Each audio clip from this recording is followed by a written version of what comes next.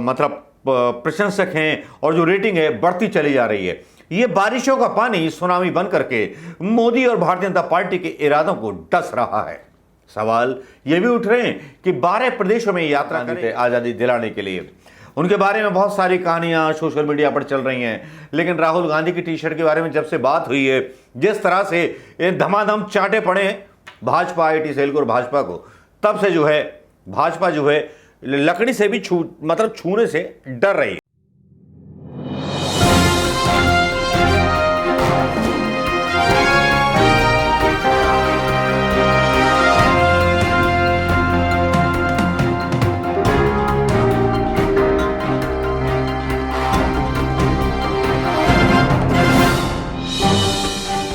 दोस्तों नमस्कार, मैं मनोज कुमार शर्मा आजाद हिंद आवाज न्यूज के लिए पूछता है हिंदुस्तान उस गोदी मीडिया से। जी हां, जो गोदी मीडिया उन बारिशों का मौसम नहीं दिखा रहा राहुल गांधी का, जिस बारिशों के मौसम ने भारतीय जनता पार्टी के मोदी का मिजाज बिगाड़ दिया है। जी हां, भारतीय जनता पार्टी की आईटी सेल जो है मोदी के भी जो है फोटो डालने लगी है। भैया बारिश में तो हमारे प्रधानमंत्री मोदी भी भीगे थे, लेकिन छाता लेकर के। चले छोड़िए इन बातों को, लेकिन यहां पर बात करेंगे भारत जोड़ो यात्रा की। और जिस तरह से राहुल गांधी वायरल हुए बारिशों के मौसम में जो है भाषण देते हुए, वो वाकई में जो है देशवासियों का दिल जीत लिया। जी हां, मैसूर की घटना रही हो या कहीं की, लेकिन ये वीडियो इतना वायरल हुआ कि हर देशवासी और हर पत्रकार की जुबान पर छा गया।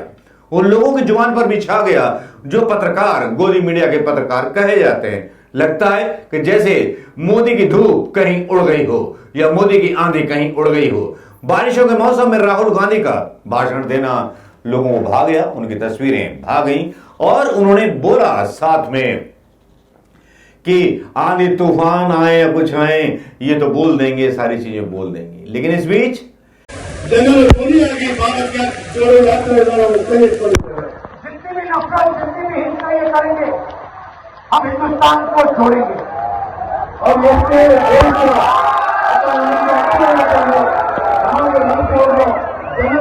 छोड़ रहे और बेरोजगारी का और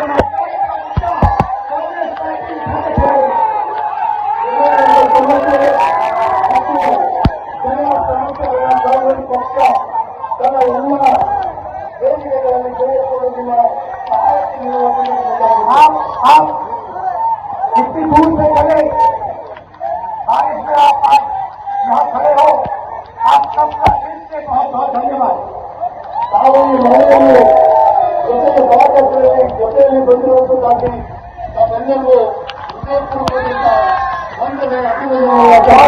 आज हम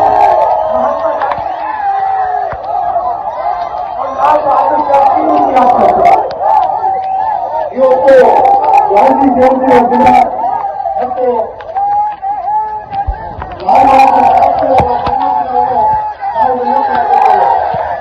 आपको सब पत्रकारों ने यूट्यूब पर बताया होगा कि राहुल गांधी का वीडियो क्यों वायरल हुआ, किस लिए वायरल हुआ, क्यों वायरल हुआ। लेकिन इस वायरल वीडियो के पीछे की कहानी सुनिए कि यहां पर भारतीय जनता पार्टी के पेट में इतना दर्द हुआ, संघ के पेट में इतना दर्द हुआ, मैं आपको बता नहीं सकता। इसके आगे की कहानी सुनाता हूं मैं, उस जोगी, उस नेता की भी कहानी। एक नेता महात्मा गांधी के बारे में तुलना की जा रही है कि वो चादर में यात्रा कर रहे थे। वो महात्मा गांधी थे आजादी दिलाने के लिए।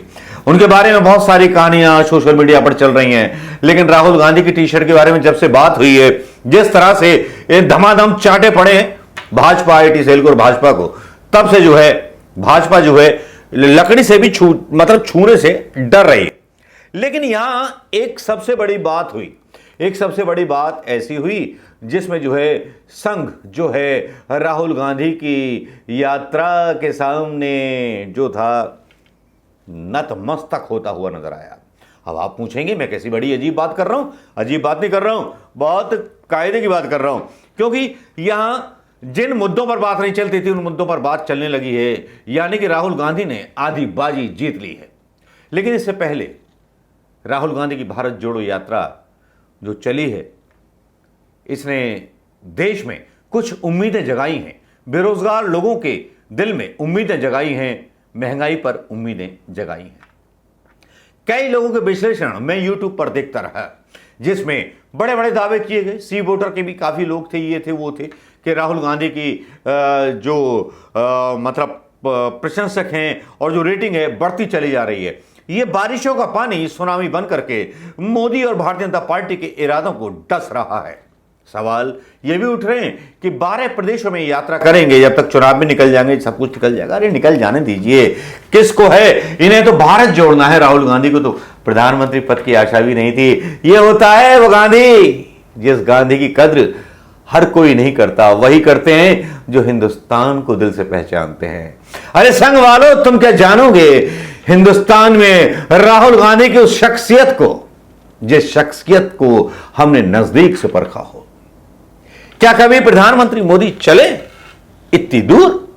उनकी BMW कार फुर फुर फुर करके उड़ती रहती है, छोटे छोटे टुच्चे मुच्चे स्टंट करते रहते हैं कि एम्बुलेंस को निकाल दिया, उसको निकाल दिया। अरे भाई, जरा देश की जनता के बीच कोई प्रधानमंत्री हो जो पदयात्रा करके दिखा दे बिना सुरक्षा के। राहुल गांधी का जलवा देखिए, जलवा बढ़ता चला जा रहा है। और जैसे ही कर्नाटक में आता है, डी शिवकुमार के खिलाफ जो है ईडी का वारंट आ जाता है। हां, तो मैं क्या बात कर रहा था दोस्तों आपसे? बात यह कर रहा था कि बात करेंगे भारत जोड़ो और भारत तोड़ो। एक इनके गुरु थे प्रधानमंत्री मोदी जी के, उन्होंने 1990 में एक यात्रा निकाली थी। 1990 का बोया हुआ बीज आज हिंदुस्तान में 2022 में काटना पड़ रहा है। हो सकता है कि भारत जोड़ो यात्रा का मतलब कुछ और शायद 20 या 22 साल बाद नजर आए, लेकिन जो भारत तोड़ो था वो ऐसा था जिसने हिंदुस्तान की पॉलिटिक्स को हिला दिया था। और वो लाल कृष्ण आडवाणी थे जो मंदिर के नाम पर, भगवान के नाम पर, उनके कुछ घोषणा पत्र नहीं थे कि हम गरीबों का ये करेंगे वो करेंगे। हिंदुस्तान के बहुसंख्यकों को मूर्ख बना दिया, चूतिया काट दिया उनका, सारे के सारे का। क्या आज की डेट में कितने हिंदू रोजगार दिए गए प्रधानमंत्री मोदी के द्वारा? जो यात्रा चलाई गई थी आडवाणी के द्वारा कि हिंदुओं को अधिकार दिए जाएंगे, मंदिर बन जाएगा तो हिंदू राष्ट्र घोषित कर देंगे, ये कर देंगे वो कर देंगे, आडवाणी ने चलाया था। आडवाणी ही वो शख्स थे जिन्होंने अटल बिहारी वाजपेयी को रोका था कि इस आदमी को मुख्यमंत्री रहने दो। आज खुद लाल कृष्ण आडवाणी की नमस्ते भी नहीं लेते भाई साहब। नफरत ने जब नफरत पैदा की हो तो नफरत ऐसा ही करती है।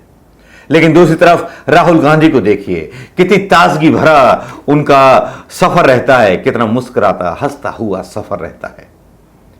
बारिश में भीगते हुए अपनी कहानियां, अपनी राजनीति और अपनी सियासत की कहानियां गढ़ते जा रहे हैं। बापू ने भले ही अपनी यात्रा एक चादर और नंगे शरीर से की हो, लेकिन राहुल गांधी बहुत सहज लगते हैं।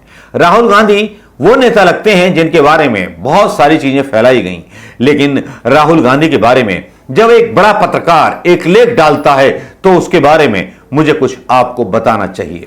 जी हां, राहुल गांधी के बारे में वरिष्ठ इतिहास का एक लेख लिखते हैं। राम पुनियानी का लेख आता है, देश में पिछले 8 सालों में एकता भाईचारे पर बुरा असर पड़ा, ऐसे में कितनी जरूरी है यात्रा।